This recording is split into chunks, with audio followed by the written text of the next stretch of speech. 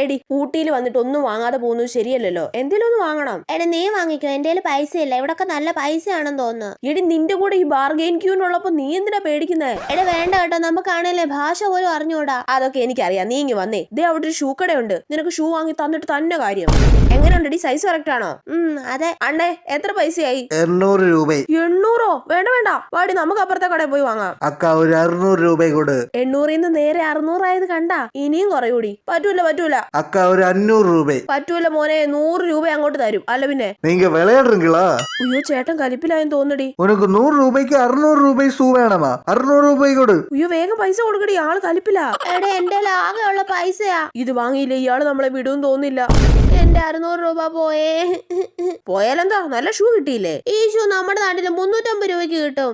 ഇത് ഊട്ടിയിലെ നല്ല തണുത്ത ഷൂവാ. നിനക്കിനി കാട്ടുതേൻ വേണോടി? ഞാൻ ബാർഗെയിൻ ചെയ്തോളാം.